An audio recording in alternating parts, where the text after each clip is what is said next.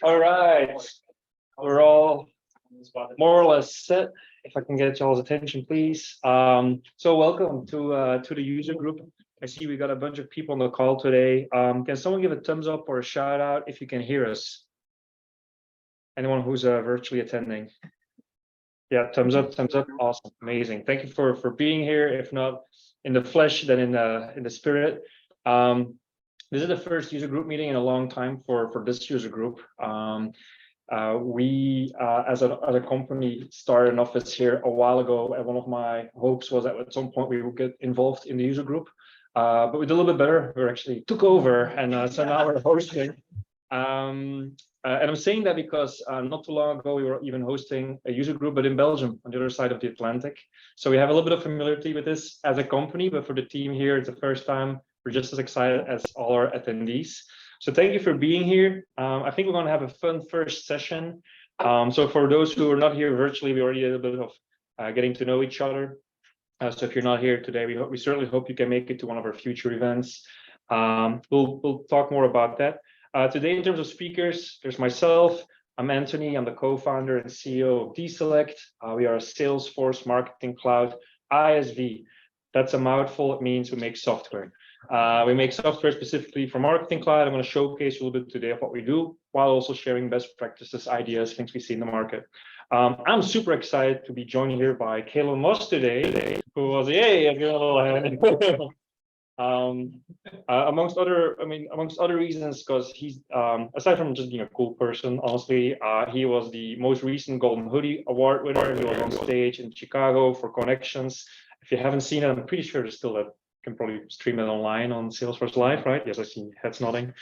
So cool. Thank you for being here, by the way, because you had to come down from Dallas. So for those who are on the call who are saying I can't be there because I'm from Dallas, well, you know, we got Kalen here leading by example. So, all right, today's agenda. So welcome. We've done that, and then presentation. So Kalen, we will be talking about, I think, sort of certifications, Marketing Cloud knowledge, and just some motivation. Is that right? Yes.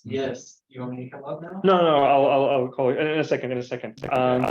I will do a final presentation, so we'll have to do some switching in between. I apologize beforehand for people on the call. We'll have to replug some cables. And then for the people who are staying here afterwards, there's pizza and more beer, because I see some of you already found your ways to drinks. I'm drinking alcohol-free, so I should not be talking anything. I should not be saying anything silly, other than my accent, because I am from Belgium. But that said.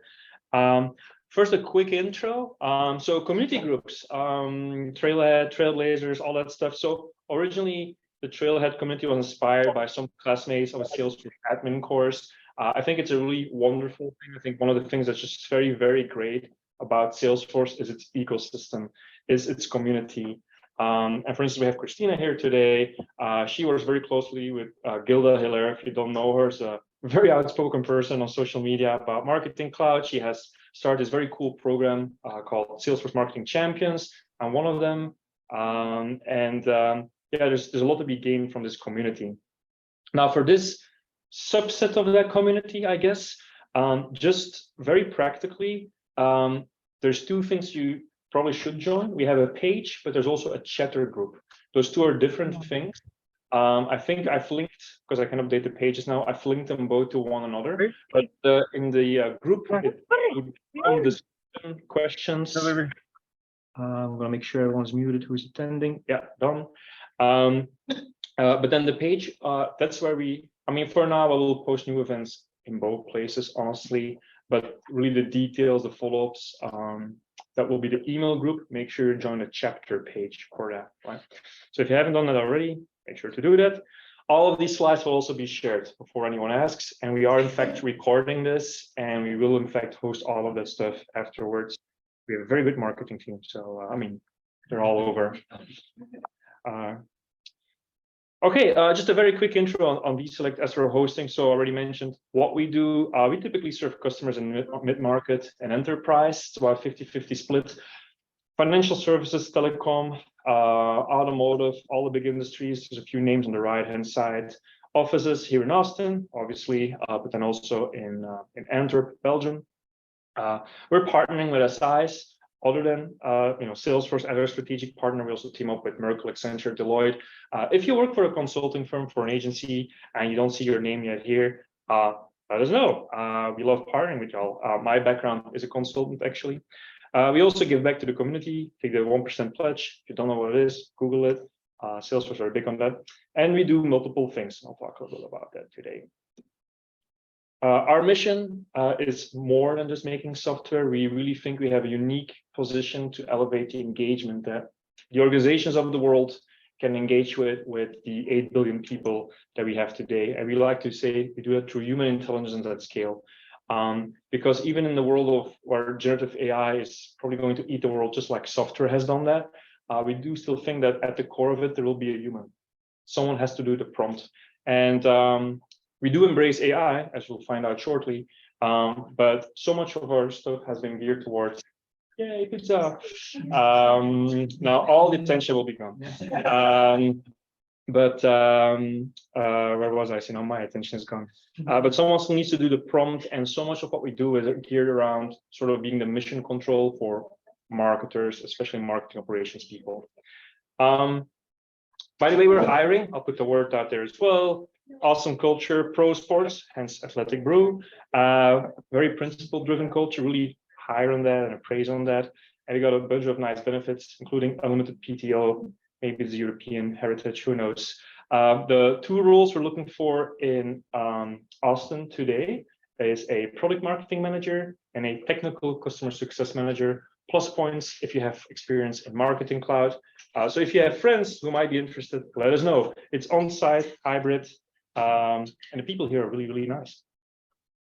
Our customers say super nice things about us. I won't dwell long on this slide, but one thing I will call out is our customer success team, of which Claudette is part. And I'm calling them out because recently our NPS shot up even higher to 68 now, which is really, really, I'm super proud of that as a CEO of this company. So. And I'm almost gonna shut up and pass the word to Kaylin, but I do want to give a little bit of instant value for those of you here today or on the call who don't know about these products yet. We have 3 products. We're most well known for DESelect Search. Salesforce CRM has a wonderful search bar. Unfortunately, Marketing Cloud does not. We made one. It's available for free, and it has a Chrome version and an AppExchange installation. For those who are using the Chrome version, who are not yet using the AppExchange version, you're going to have to need it. One of the APIs for the Chrome version is becoming deprecated, which means it will stop working. So you'll need the AppExchange version if you don't already. The other thing, and that's a little bit newer, is we're very well known for our segmentation solution. It's very powerful. We see a lot of customers who used to be Audience Builder who are now migrating since Audience Builder is sunsetting. But we also have started a free version of this product available on AppExchange. You can try it today. So I think that's good to know. And with that, as promised, I'll shut up. And I would like to pass the word to Kaylin. Okay.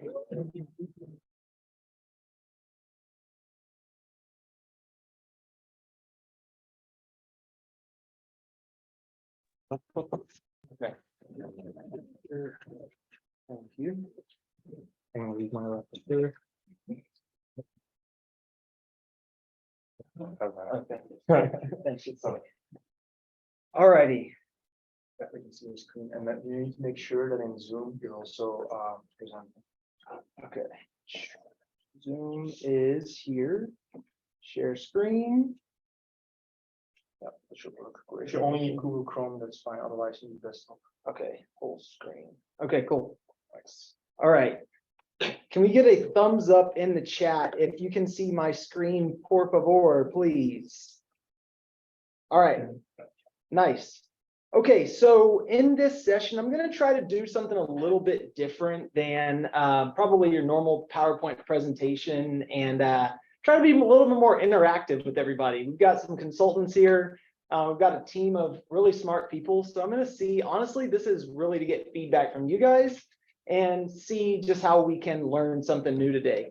So I'm going to try to teach you a framework of mine that is how I pass certifications. I think it's just a different way of thinking about certifications. It kind of kills 5 birds with 1 stone in a sense. Instead of just, I just kind of want to give the rundown here. A lot of people, when they study for certs, they just study to pass. They just study to say, you know, I just want this cert, say I've got it. But I come with it with a different approach and try to say, okay, when you're studying for a cert, you're actually studying the things Salesforce wants you to know about that product and for that specific role in that product. So we're going to use email specialist today as our example for a study or a cert we're studying for. And we're going to try to get into the mindset of a couple of different stakeholders as well as an email specialist as we're going through this framework for studying. So I'll stop talking about what I'm going to talk about and actually get into it. So the first thing I've got to show you here is I really have to show you a just something that really popped up in my mind whenever I finally cracked the code to Marketing Cloud projects, and I had to draw it out. So what I'm going to show you here today is the 5-step Marketing Cloud project framework. Now I'm trying to keep this as simple as possible so everybody can follow along, but try to make this visual and let me know in the chat if this helps you at all, and also everyone here. So as time has gone on, I've seen lots of different Marketing Cloud implementations, and I started to notice that they all kind of had the same formula. They all followed sort of the same 5 steps. So in this, I want to talk about what those 5 steps are from a high level and then kind of show you the breakdown. So the 5 steps here are you have setup and administration. So let's just say this is your first Marketing Cloud implementation.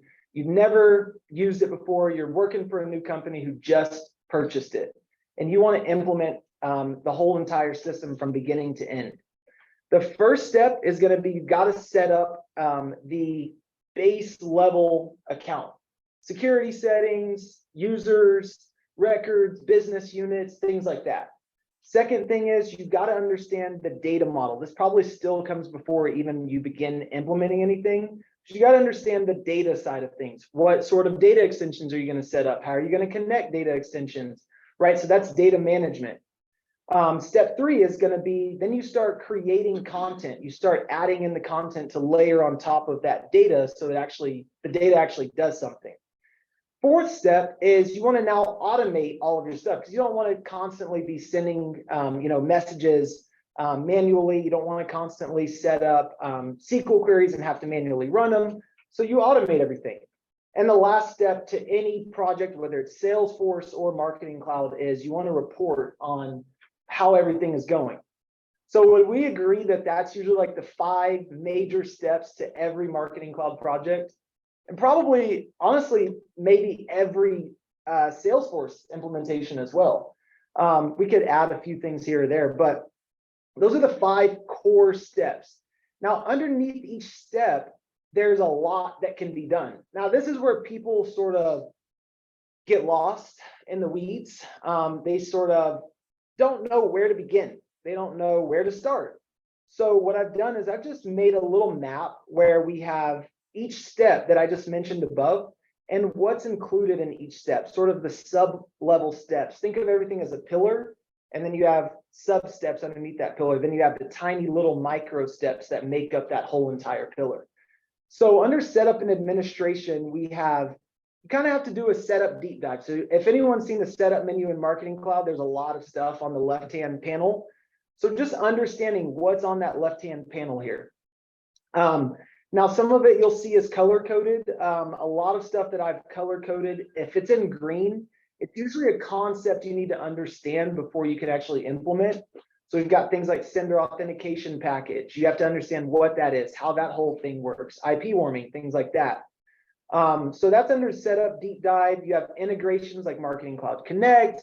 I'm probably missing a few things, but like FTPs, distributed marketing, Google Analytics, App Exchange packages. So as you can see, underneath each step, setup and administration being the first, you have sub-steps that fall underneath that. And then you have your data management, right? You have to understand your data. Where do you go in Marketing Cloud to deal with data? Contact Builder and Email Studio. Now, what's under contact builder, right? There's so many layers to anything related to any system. And I think it really helps to have a visual map about how that works. So I wanted to just present this to you as a concept before we actually get into passing any marketing cloud certification. So these are the steps. You've got step 2, which is the data management piece, importing data. How do you import data? Where do you import it at? What are the different options, right? Then you have step 3, which is your content creation and delivery, content builder overview, creating content. What's the different type of content you can create? Push messages, SMS, text messages, email messages. What can you create under email messages, right? All these different things like AMP scripts, dynamic content, personalization strings. And then you have step 4, which is automation. Then you have building an automation. What are your starting sources? Automation studio activities here. And then you have journey builder and everything that relates to journey builder. So I've really tried to get as granular as possible. This is still a work in progress. I really haven't revealed this visual to many people. This is probably the second time I've ever really presented this. And then you have your reporting, which is, you've got why would you want to report, right? Purpose of reporting, standard reports, and then custom reporting and everything that falls underneath those. So the reason I showed you this is because we have to understand that every marketing cloud project follows these 5 steps, and then everything just follows underneath it. Okay, so now that we understand that, I just want to see if anyone has any questions before we actually get into how to pass any marketing cloud cert. All right, so that's the backdrop. Hopefully I didn't bore you on that. So what we're going to do is we're going to step over into a framework that honestly, I will say today, I actually just wrote the whole thing out before I got over here. If you want to do something like that, Notion is the place to go because Notion is just insane. I don't know why I was never using this before. But my framework is, basically the framework is how to pass any marketing cloud cert. But I will say this framework can be used to pass a Salesforce admin cert, PD1 cert, Commerce Cloud cert. It doesn't matter which cert you're studying for. The framework still works no matter what. So there's really only 4 major steps inside of this framework. It looks pretty simple, right? So we've got some toggle drop down arrows here. So step 1 is going to be, you've got to know the 5-step framework. That's why I presented that to you. Step 2 is going to be, you have to understand what's on the exam outline.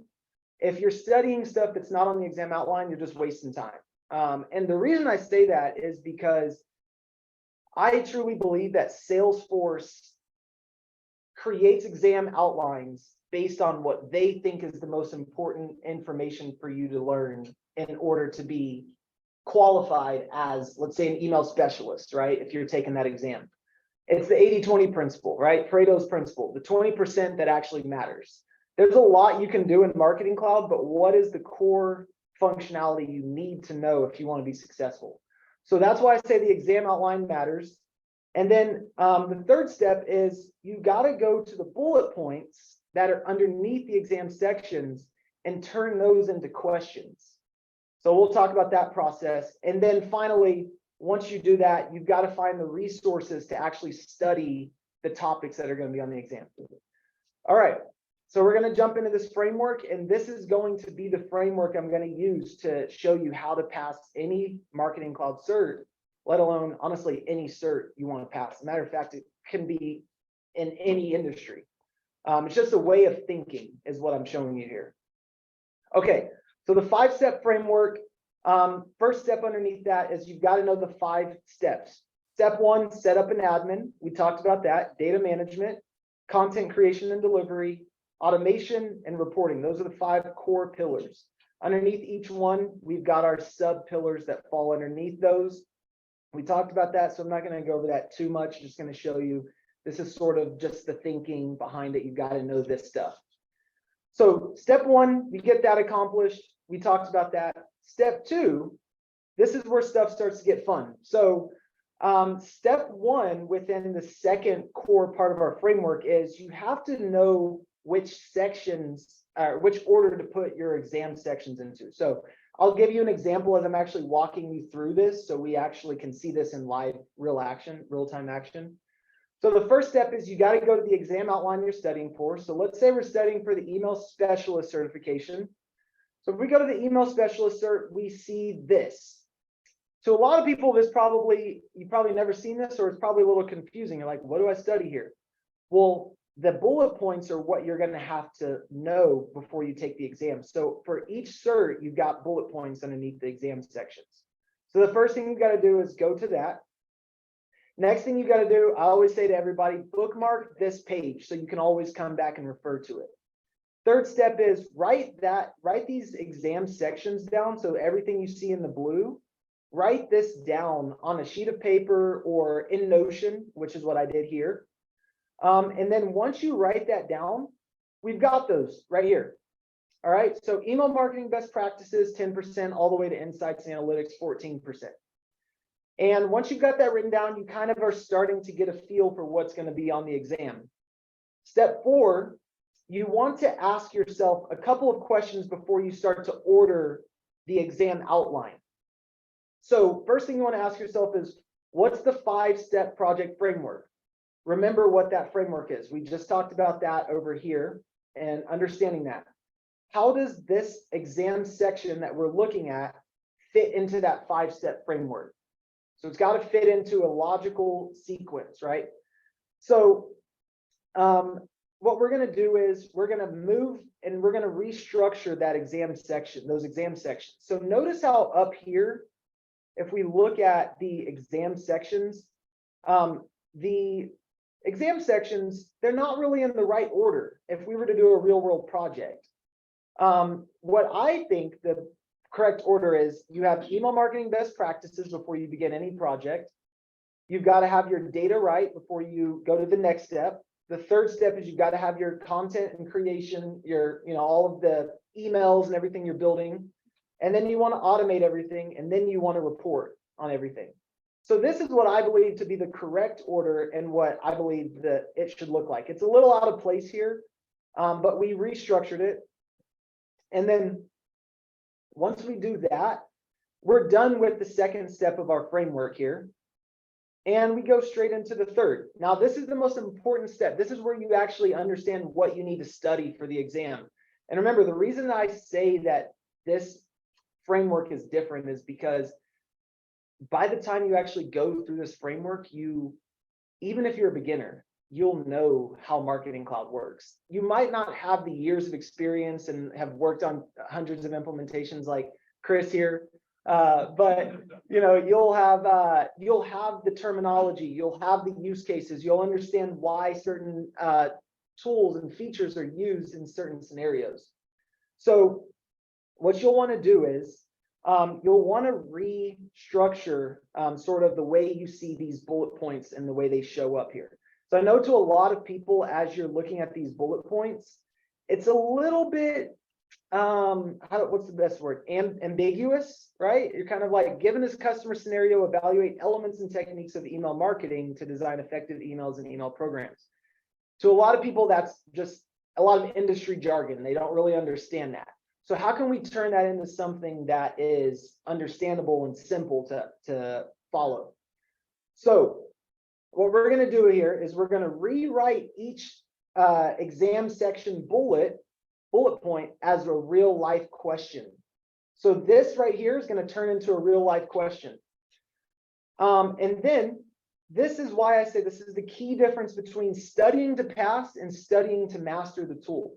I believe if you really study it this way, you're actually going to understand the tool. So the goal here is to be creative and write at least 3 real world questions that you would ask if you were a manager using Marketing Cloud and you wanted to get the most out of your product for the first time. So a good formula, if you don't have a formula, you don't know which questions to ask, just ask who, what, when, where, why, how.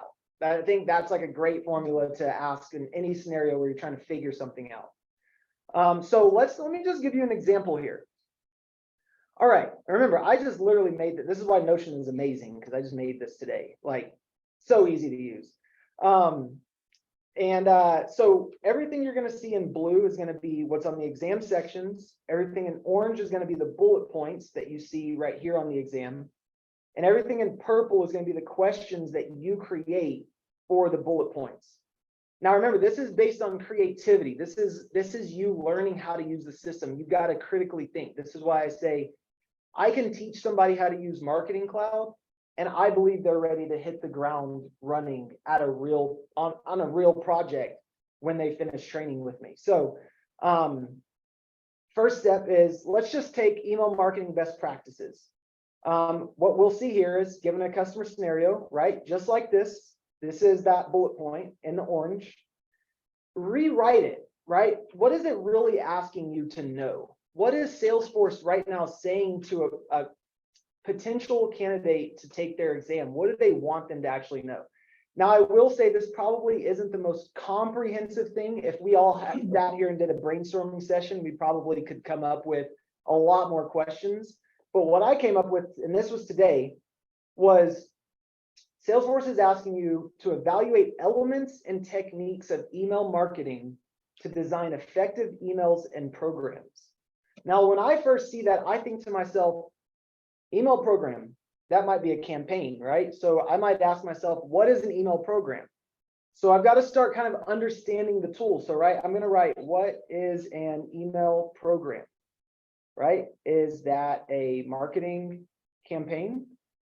Right? These are questions I'm going to ask myself naturally if I'm a marketing manager or if I'm using Marketing Cloud for the first time.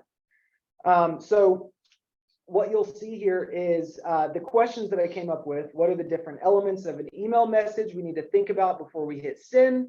So if you were working, let's say at, I don't know, Tesla's here in Austin, right? Let's say you're working at Tesla and you're working in their marketing department. You might ask yourself, if they're using Marketing Cloud, and do they actually use it? Oh, perfect.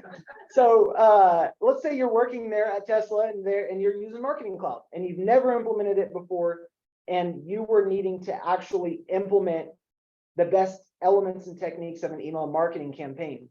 What questions would you ask yourself in order to make that happen? This is why the creativity gets kind of fun here. You've got to actually figure out how a marketing program works. You got to learn how Tesla currently does their email marketing. What are some other car industries like Toyota? What are they doing to market to customers, right? So you start to ask yourself these types of questions. You start to dig a little deeper. As we keep going through, we're just rewriting the scenarios here. Differentiate elements of an email that can impact deliverability. What are the different parts of an email that can affect our email deliverability rates, right? So these are questions you're going to ask your team before you even begin a project. Keep going down.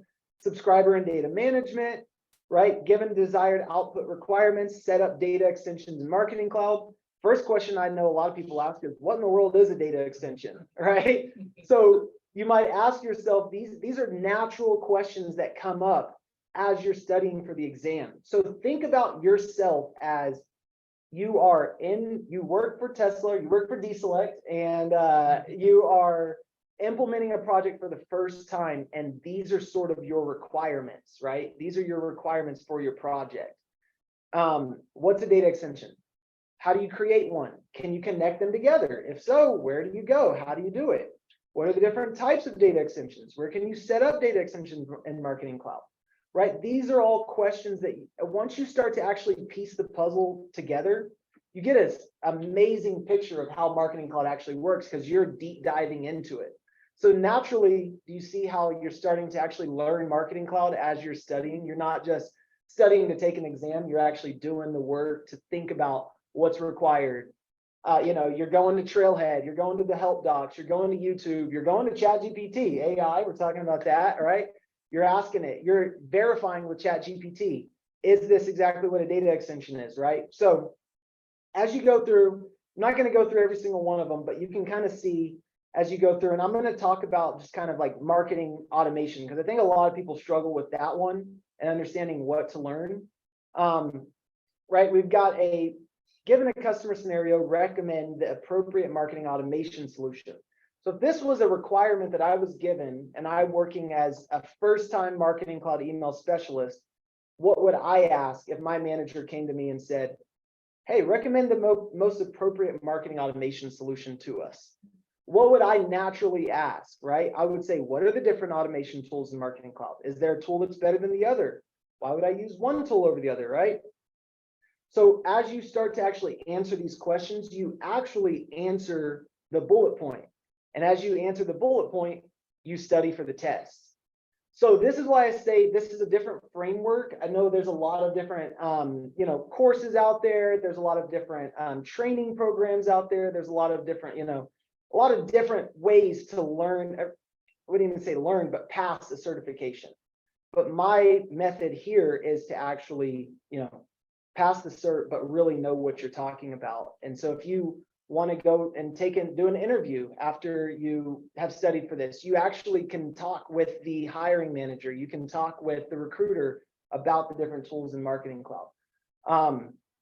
And I know there might be some folks that probably don't agree with my method, and that's completely fine. We can have a conversation about that. But I think I think that this is the biggest thing. I'm a proponent for getting people into the tech world. Like, I have seen family members. I have a family member on this call who is on here. He wants to get the cert. We were just talking the other day, and he was asking me about, man, like, what can I do to break into Salesforce? I was like, do Marketing Cloud, because I believe in it. And so we got into talking about it, and he goes, but dude, I don't have a Marketing Cloud org. And I said, all right, we have to dispel this myth that you need a Marketing Cloud org in order to learn it. And of course, having hands-on experience is amazing. There's no substitute to that. But at the same time, if you're passionate about learning the Marketing Cloud, you need to learn the terms, you need to understand the use cases, you need to do as much study if you don't have access to the org as possible. So what I try to do is I try to bridge that gap. I'm not Salesforce, I can't give you a Marketing Cloud org.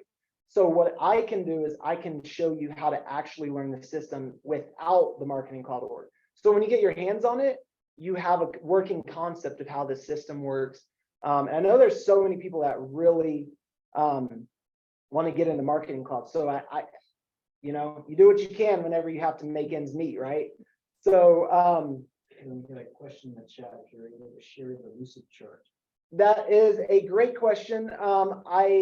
Right now I am still working on that, so it's still a work in progress. But if you want, go ahead and go to Minute Admin and sign up for the email list, and once that's finished, I'll send that out to you. So great question. Thank you. So that's pretty much the presentation as far as getting the concepts down.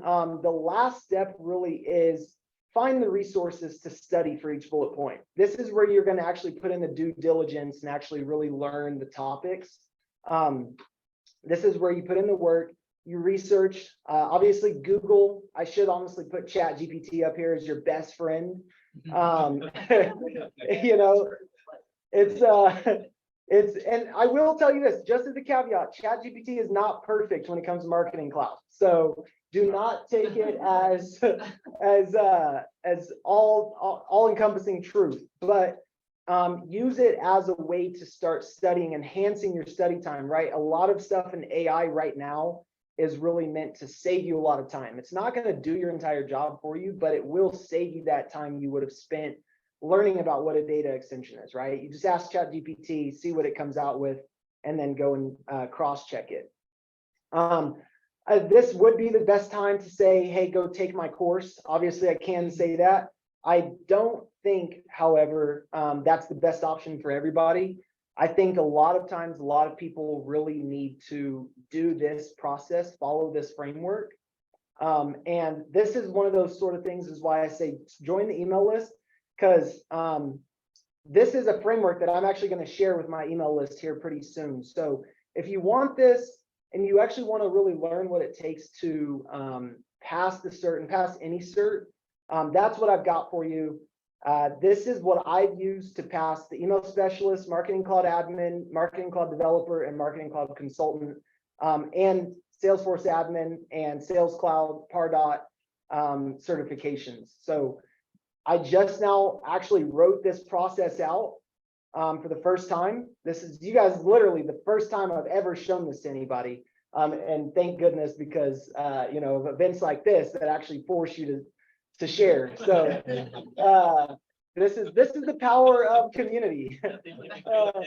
Yeah, exactly. Good deadlines. So that's it. Hopefully that helps somebody. Like I said, I will share this with my email list. Eventually this will go up as a blog post and eventually also a YouTube video. I really just want to share as much as I possibly can with the world, because I've seen Marketing Cloud change my mom's life. I've seen it change my sister's life. My cousin is on here right now. He's excited about it. It's about to change his life. Best friend, he's got, you know, has a kid now. He's able to provide for his kid, able to provide for his wife. This isn't something that I'm just like trying to just give away because I just think it's kind of cool. It's like life changing, literally. So take it with you know, whatever you will, and hopefully it helps somebody else. So that's my presentation for how to pass any marketing cloud. I want to see if anyone has any questions here in the audience, or I got one. If you could repeat the question for people on the call, so just in case. You've taken all the marketing, you've passed all the marketing cloud certificates now, right? But which one was the hardest? Well, I would say the consultant. Yep. Yeah, consultant. Yeah. I took that 10 times. I took that cert 10 times. I've been taking that cert since 2019. Yeah, 2019, and every single almost every time I failed by 1 or 2 questions, and then I was like, oh my gosh. So I looked at to see what I scored right on this last one. I got the exact number of questions I needed to pass the certification. So yeah, this is I would say for anyone out there who hasn't done a lot of implementations or just hasn't really thought about, you know, this process, even with this process, like that consultant cert is going to test your knowledge for sure. So yeah. Any other questions? But I will also say one other thing to add to that is my recommendation. I know not everybody follows this, but my recommendation is take all 3 of the other certs before you attempt the Marketing Cloud Consultant cert. And the reason for that is because the consultant cert it makes you think in a different way. And the only way you can really think different in Marketing Cloud, I truly believe, to pass that is to think like a developer at some point. For my whole entire career, I always thought like a, you know, just regular admin, right? Which there's nothing wrong with that. But once I started studying AMP script, JSON, you know, SQL in a lot more depth, I actually understood databases a lot better because I understood how database tables worked in order to manipulate them, which forced me to think about the architecture of Marketing Cloud a lot deeper. So when I got those data discovery types of questions on the consultant exam, I was able to actually think a lot more critically, rather, you know, a lot more in depth. So that's my biggest piece of advice. I like what you said about, you know, not worried about you failed a few times. Yeah. I see some people who they can't stand to fail anything. Yeah. Like these tests, they're designed to make you almost fail. Yes. Yeah. Especially, I mean, but they're giving you scenarios you've not seen before, even with all the studying you've done. Yeah. You have to pick the best answer. Yeah. Even though you might have a good answer, it's not the best one. So just keep going. Exactly. You'll get there. Yeah. Exactly. Perfect. Yeah. I agree 100%. Any other I questions? think, you know, we work with clients in a lot of different industries, and I find that it's really interesting that there's the consistent things about Marketing Cloud, but there's also very unique ways that different industries use Marketing Cloud. And so do you recommend anything for people that are passing certs for the first time, if they know they're going into a career for a specific industry, how they can learn what those specific business use cases are for those industries that they might have to be able to execute? Because it's great to pass the certs, great to know the things, but then once you have to put it into practice, it might be very different for an automotive company versus the financial services. Yep. Yeah, I think, and that's the reason why I think understanding the 5-step framework is so important, right? Because it doesn't matter which industry you're in. It doesn't matter which industry you're in, doesn't matter which company you work for. All that matters is, you know, what are the specific things, the features in Marketing Cloud that are used, right? You've got to set up business units, no matter if you work for a car manufacturing company or you work for, healthcare company. Still have to set up business units, still have to set up data extensions, still have to import data, right? Still have to automate it, still have to report. So the biggest piece of advice I can say to anyone who's trying to take what I've, kind of shown here and map it to their industry is the entire time you're studying, if you have a specific industry you want to go into, think about a use case within that industry. How would you create what's the type of data you would need in a data extension for a car company, right? Probably need, let's say, car names, right? Probably if we're talking about Tesla, you need the different models of the Tesla car. You need probably the different trims. You need the different factories, the locations, right? Everything that these companies are doing is they're just storing data. They just store different types of data in different industries. But it's like, how can I actually think about every single one of these steps and that specific scenario being the industry I want to go into? Maybe I need to do a little framework on how to actually plug it into any industry. But if you use this, I think that should be able to help you. Makes sense. Yeah. We have a question in the chat about how is the job market for freshers in Marketing Cloud? Assuming people need the Marketing Cloud. Yeah, beginners. We've got some experts out here in Marketing Cloud. I personally, this is from my perspective, there's a lot of opportunity in Marketing Cloud. It's very untapped. It's a very niche product. But from what I've heard, and I'm not an AE for Salesforce, but it's the second fastest growing Salesforce product in the industry behind, I think, Sales or Service Cloud. A lot of companies who are using Sales or Service Cloud want to map their marketing directly into Sales Cloud or Service Cloud. So there's a lot of opportunities. There's 250,000 companies that use Salesforce around the world. So that should give you a lot of that should give you some insight onto how in demand Marketing Cloud is or will become. So yeah, lots of demand. And I got some head nods, so that gives me that. I feel like a lot of people in here understand that. So yeah, hopefully that helps. Yeah. All right, cool. Is that it? Yeah. All right, thank you. Got a good break there. All right. Keep sharing. Okay.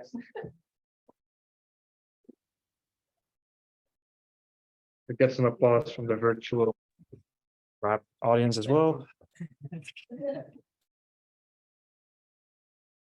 Can you still hear us? Lost connection for a second. Thumbs up, please. Yeah, okay, thumbs up, great. And then, so one more time, thank you, Kaylin, for making it out here. And I do highly recommend Kaylin's content, website and YouTube channel. And sorry, mosquito. And just to show how good of a teacher he is, like he mentioned his mom, like she's actually certified in Marketing Cloud, and I think she's found her work in that job. I've been in this ecosystem for 10 years. My mom still doesn't know what I do. So maybe I'll make her watch this thing. So anywho, without further ado, I want to continue with our side of the presentation. I'm going to be talking about something known as saturation control, frequency capping, marketing pressure management. It all refers to the same business problem. Recently we developed something that offers a solution for that. As a software vendor available on AppExchange, we like to build software. So we came up with something called Engage, and it was really from talking with our existing customers that we came with the idea. We fine-tuned it. It went live several months ago. We have we already have a nice amount of customers given that time frame. And the whole idea is that you can intelligently cap the amount of communication you send out via Marketing Cloud, and not just via email, but also push, also text. And in fact, we also allow integrations for those companies who like to integrate other channels, multi-channel, omni-channel. So that's something we can do now. It's really exciting for us. And saturation control. So again, that same idea of optimizing your content. It's really optimizing.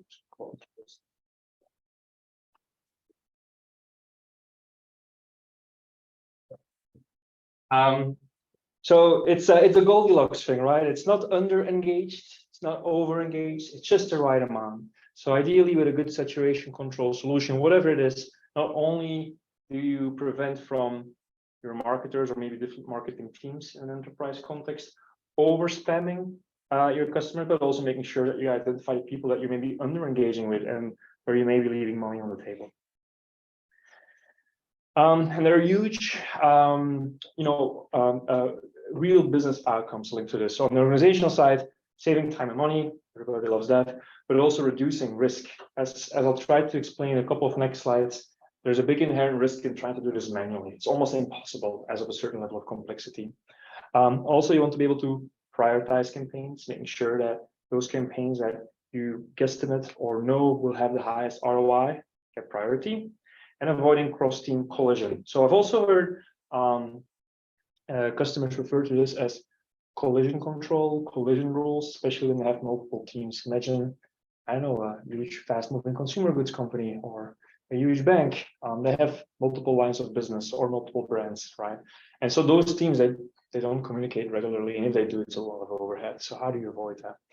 Financially, increasing marketing generated revenue by engaging with those under-engaged people, by also making sure you don't lose opt-ins. Quick raise of hand, who has ever unsubscribed? All right, and then keep your hand up if you ever resubscribed after unsubscribing. Okay, one. Okay, brave.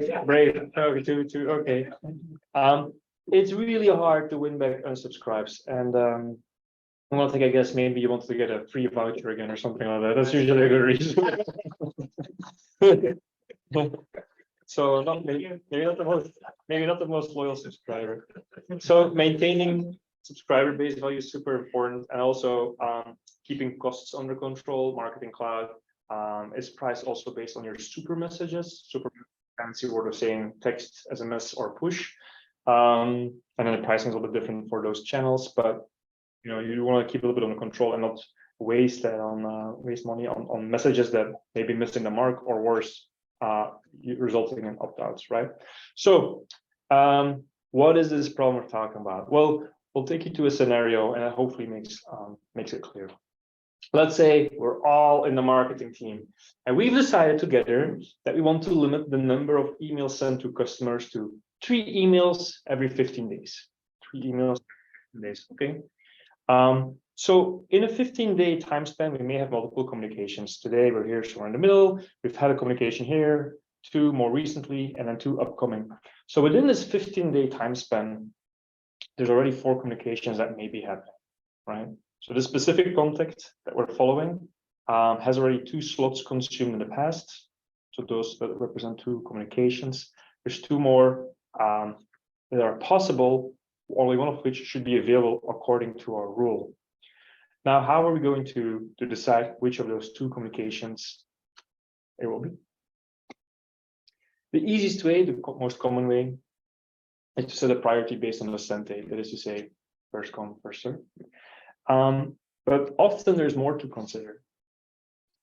For instance, case 1. What if you have multiple communications on the same day? So now there's not just 2, there's 4 communications. And they're all happening at the same time. At that point, you need a mechanism to prioritize. Just filtering by sent date is not enough. You need to say this campaign is slightly more important because X, Y, Z.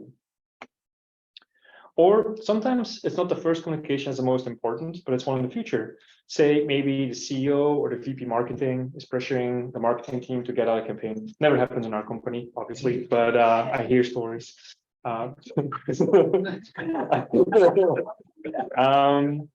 So there's a business need to sometimes overrule future communications, right? So that's another one where first come, first serve just doesn't work. But it gets even more complicated because maybe Justin is doing a campaign to a certain segment, and I'm doing a campaign to someone else, and Brian, still wants to do another campaign. So there are going to be multiple types of campaigns happening. Seasonal promo, your regular newsletter. I'm still a fan of regular newsletters. I like them. An event invite, whatever. And the thing is, these are not clear-cut segments, right? People may be overlapping. So in the previous example, here, for instance, we could put our planning together and say, oh, there's 2 communications to our list, which one we'll take? Relatively simple. But in this example, you have a little bit of everyone spread over. So how do you track that? The answer is realistically you can't. That's just this risk that I said, the risk of not knowing to whom you're communicating. And excuse me. And here's the thing. Until now, I gave a really simple rule: 3 emails per 15 days. So we're already getting into murky, complex waters. And in reality, most companies would have much more advanced rules. So for example, we may say, okay, 3 marketing emails per 15 days. So it's a sort of campaign type, a marketing email, but never more than 1 email per day, unless they are of different campaign types. And so campaign types could be surveys, events, newsletters, CEO communications. Another example, 3 marketing emails per leads, but only 2 per week for active customers. So here we introduce a notion of the type of customer.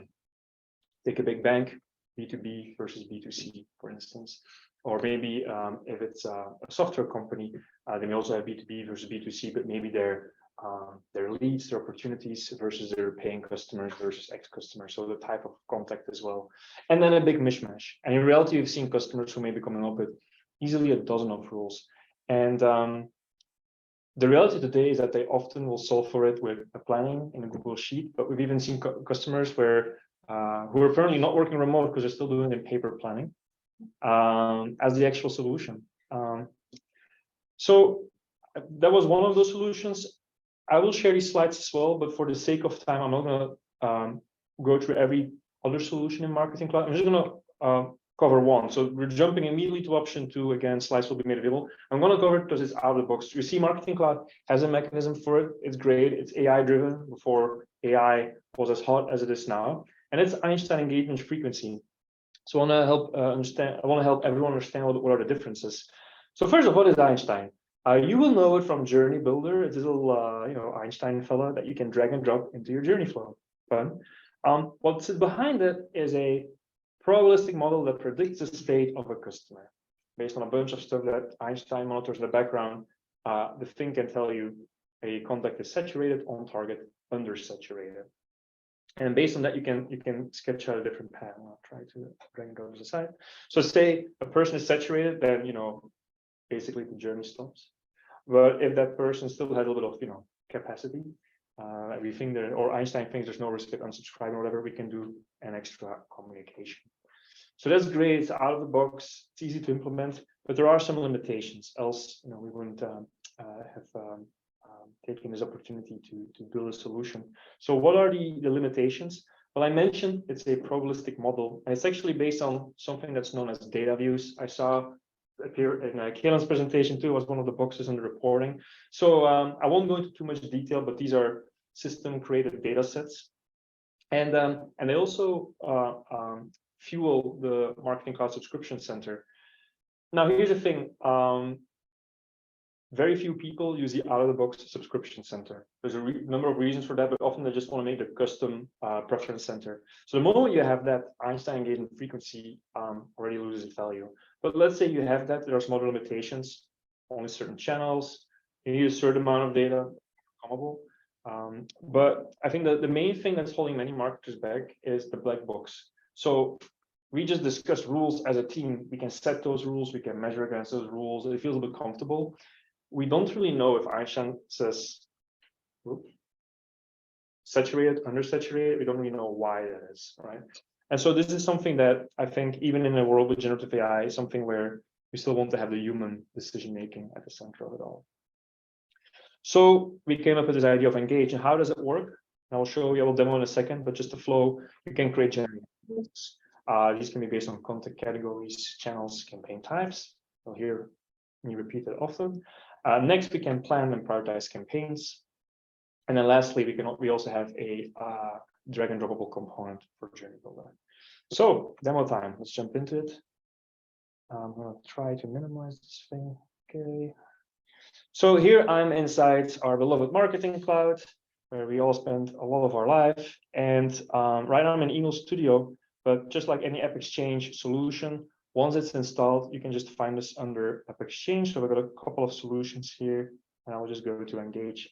Obviously, if you're not working with us, you will not see this in your account. But for customers, the moment they start a contract with us, this is available immediately. There's no actual setup. The only setup is the configuration of the roles. Now, so what are we seeing here? Because this screen will be new for most of the people in this on this call or in the meeting room. So it's a calendar, and I think that's also interesting. As we work with customers, they realized, going from the paper planning where everyone's like trying to figure which campaign goes where and what do we do then, is there overlap? We said, well, we can do that very easily, and we got some beautiful color coding. The rainbow is a little bit explained here, but these color codes reflect if a certain campaign is saturated, oversaturated, what is calculated. So these color codes, these bars here, those are actually, you can call them campaigns, but it's more accurate to call them cents, because a campaign can have multiple cents. So we stepped away from that terminology. You can see, oh, we have a promo for leads. There's another promo. This one's still to be decided. Oh, CEO announcement. We talked about that. And so this color code, what it represents, for instance, take the promo for leads. There's a little bit of configuration, which I'm not going to bother you with right now. But if you go to the preview, we can see that this send had 81 contacts, but whoops, 81 are going to be excluded. So basically all of them. Why is that? Well, because they're oversaturated. They're already overcapped.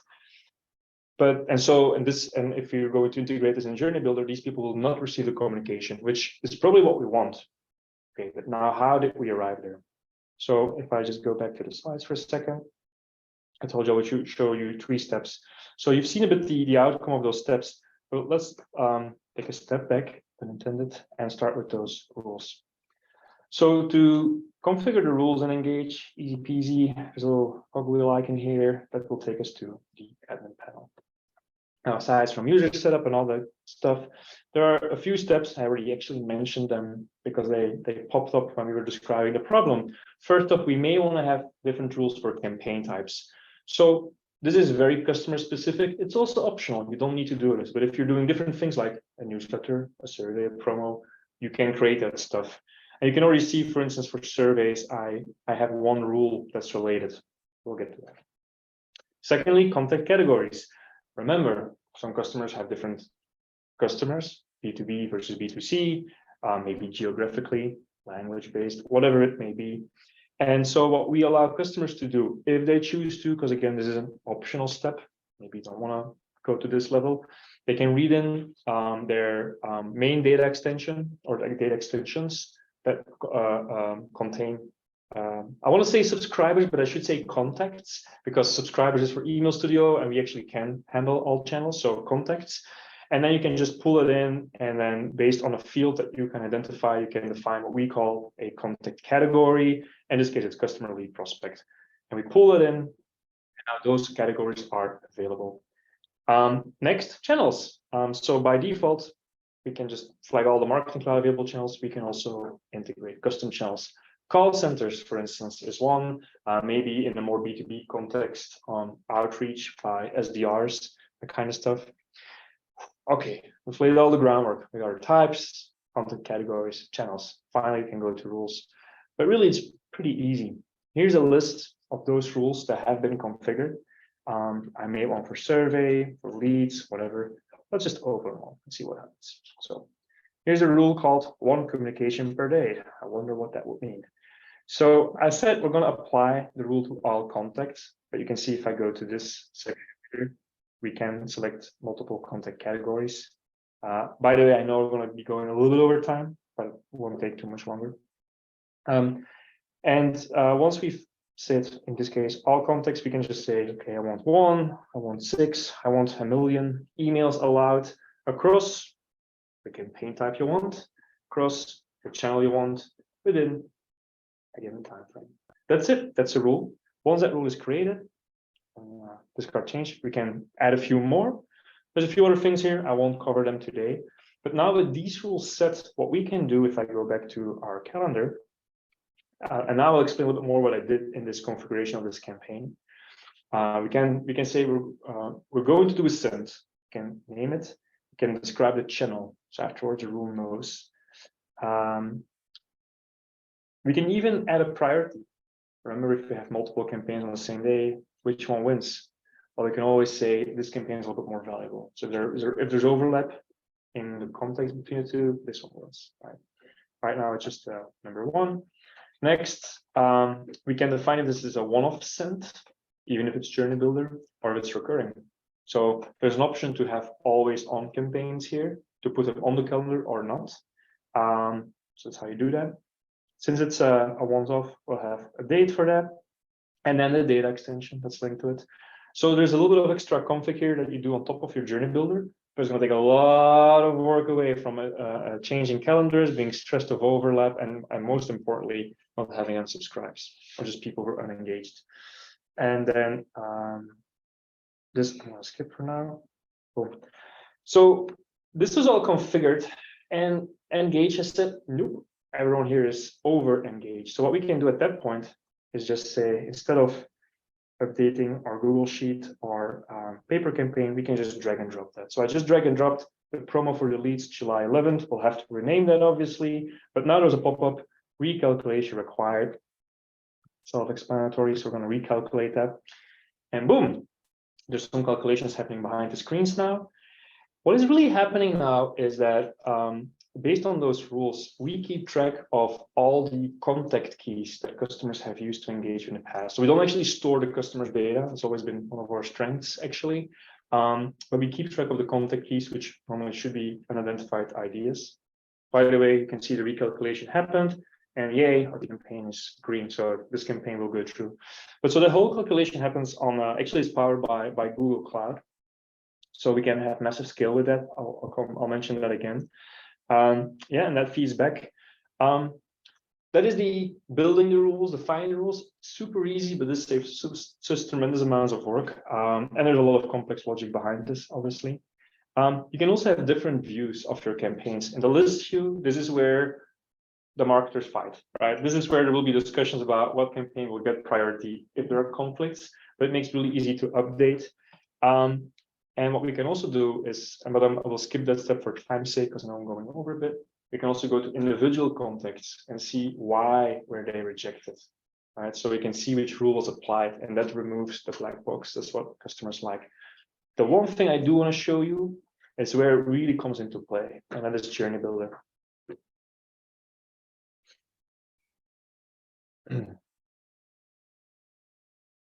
And I'll just open an existing one. I think this one is fine. So what I've done here in Journey Builder is super simple journey. I have a data extension, people flowing through, and here I have my DESelect Engage component. And this component will be to one of those sends I configured on the campaign earlier. And now based on the rules, it can evaluate if someone needs to be excluded or included. Now, I've not a lousy job of this journey because I should have added some email communications after that, but I think you get the point. So if these people need to be excluded, probably I'm not going to send them an email. If they're included, I can send an email. And that's the simplest example. So what if you have an always on campaign? There's two options. You can add this component as many times as you want for every split that you want. But we're also making available a feature that allows throttling. So where you can sort of hold to the communication. So say a person flows through a DESelect Engage, and today, based on the rules, we cannot send out the communication. We can hold that communication for 10 times or indefinitely until the person does apply for the role. So especially in fully automated communications, I know this is a much desired thing, and we can set it up for customers. So in a nutshell, that's what we have in Journey Builder. I gave a very light demo here. But I will pause here just for Engage, see if there's any questions about that. Yeah, Marcus. You shared very early on in demo a visual of like there was 81 people on your data extension and the 81 people were going to be rejected. Is that real time, or is that only like do you have to do anything to like for that to recalculate? Yeah, that's a great question. So the recalculation on the calendar is real time because actually this promo thing, so these were the people who were first read, right? And I just drag and dropped it, and you can see it's recalculated in real time. In Journey Builder, it's also real time. And I mentioned scale, but to give you an idea, we had one company that is a very large payment processor. I'm sure you've used them in your life, and they had a need for scale. So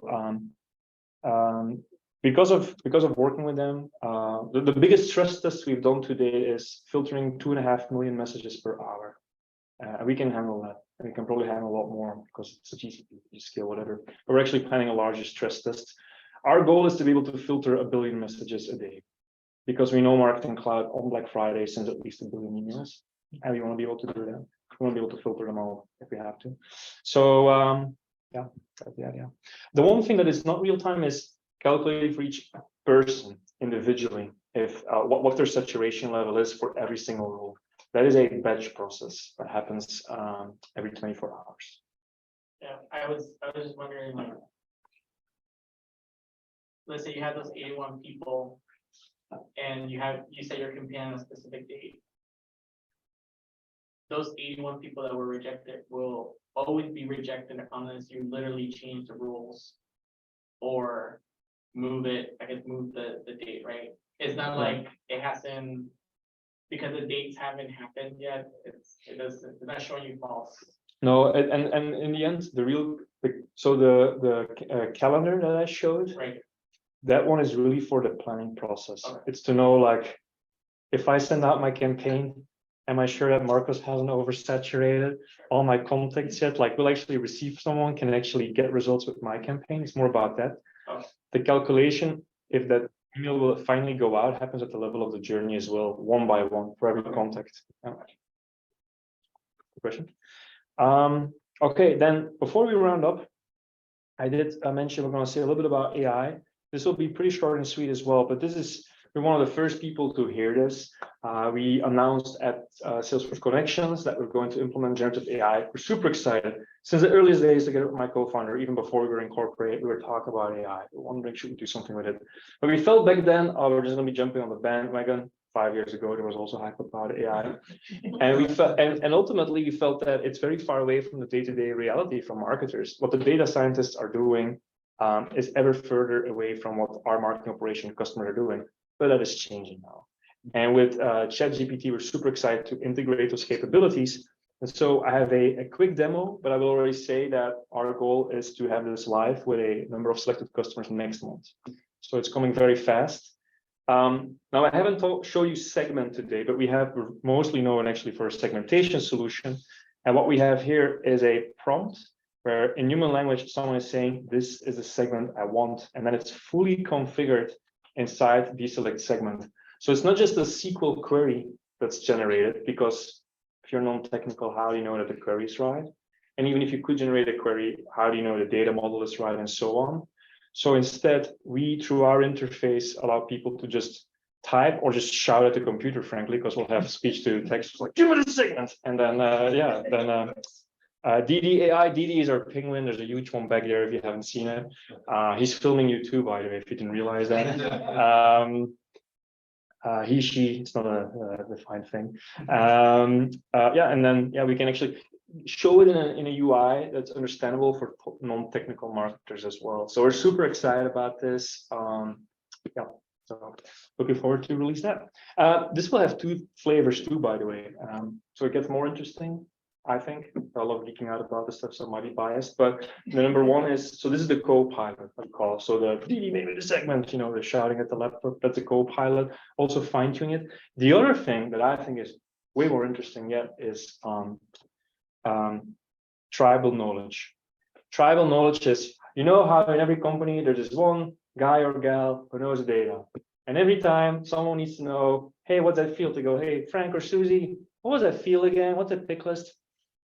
Now, you can imagine Frank or Susie, they're typically very proud of their work, but not that they necessarily enjoy that everyone stands at their desk and pull their sleeve every 5 minutes. Also, from the organization's point of view, there's like a major existential risk if Frank or Susie ever leaves or gets hit by a bus, right? So how do you absorb that knowledge? Well, one thing we want to do is the second capability of Deedee AI, which is while people are dragging and dropping through the AI or just manually themselves, their segments, it implicitly learns. so that by the time someone joins a company and says, well, how do I segment? You can ask the solution then. Based on that, we can give typical segments, and then you can ask, well, build me one of these. And then Deedee will do that. And then it gets really interesting, like, why did you take that pickless value and not the other one?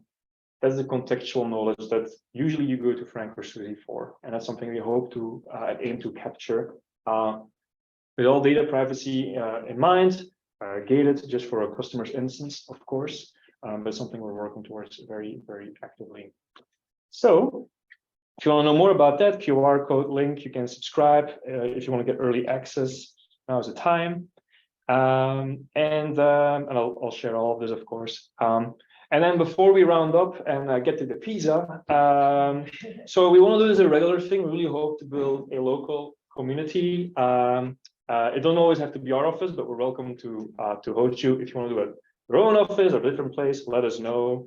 I know we have people in Houston and San Antonio and so on who have already suggested, well, if you ever do, if you ever come around, we'd love to host you. So that might be an idea to explore. And our suggestion would be to do it again on Tuesday, September 19th. If that date sits right, or for any reason that day of the week is not the best, let us know. We do want to have feedback. So there will be a little survey. I know everybody loves surveys, but we really appreciate your feedback. Tell us candidly what you think would be better, what was bad, what was good as well, what should we keep doing. The 2 links, I've mentioned them before. If you want to speak at the next event, QR code, you can see if you like QR codes, or just come talk with me, right? Or send me an email. So I think that's it. And if you have no questions in the chat? No questions in the chat yet, other than the recording going to be shared. So yeah, the recording will be shared, the presentation will be shared, everything will be shared.